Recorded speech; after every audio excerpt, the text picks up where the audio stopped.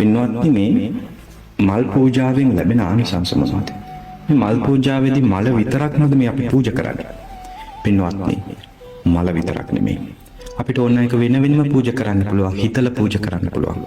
මලේ වර්ණය බුදුහාමුදුරට පූජා කරන්න පුළුවන්. ලස්සන වර්ණවත් මල් තියෙනවා. ඒ වගේම සුවඳ බුදුරජාණන් වහන්සේට පූජා කරන්න පුළුවන්. ඒ වගේම පහස බොහොම සිනිඳු මල් තියෙනවා. මේවා පූජා කරන්න පුළුවන්.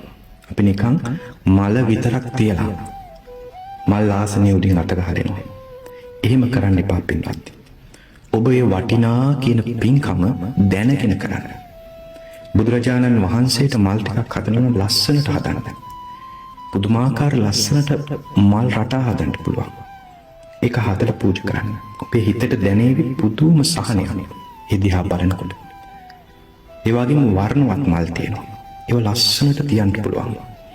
ඔබ දැකලා තියෙනවා. ඔය පින්කම් කරනවා බුදුරජාණන් වහන්සේගේ බුද්ධ ප්‍රතිමාව වටේට ලස්සනට මල් තියෙනවා. රෝස පිටි කඩලා දාලා ලස්සනට තියෙනවා. ඔය බුද්ධ ගයාවෙහිම පුදුම විදියට මල් වලින් ලස්සනට බුදුරජාණන් වහන්සේට පූජා කරනවා. කෙනෙකුට හිතෙන්න පුළුවන් මේක මහා අපරාධයක් නේද? කොහොම වුණත් පින්වත්නි, ඒ මල උදේට පිපුණා නම් හවසට පර වෙනවා. එතකොට බුදුරජාණන් වහන්සේ ළඟ තියලා අපි වන්දනා කරන්නේ පූජේමි බුද්ධං කුසුමේන නේන පුඤ්ඤේන මේතේන ලබාමි මොක්ඛං පුප්පම් මිලායාති යතයි ධම්මේ. මේ බුදුහාමුදුරන්ට මල පූජා කරනවා. ඒකෙන් මට මෝක්ෂය නිවන අයිති වේවා. හැබැයි පුප්පම් මිලායාති මේ මල මැලවෙනවා.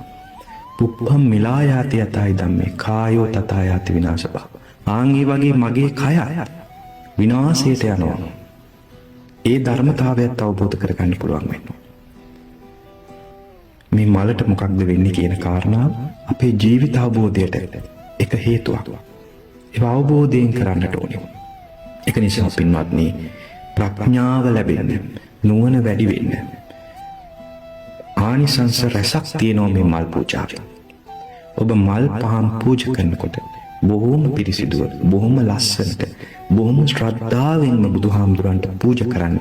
මේ ආනිසංස පිළිබඳව අවබෝධයෙන්ම පූජා කරන්න. ඒ පූජාව පින්වත්නි ඔබට යහපත පිණිසමයි හේතු වෙන්නේ.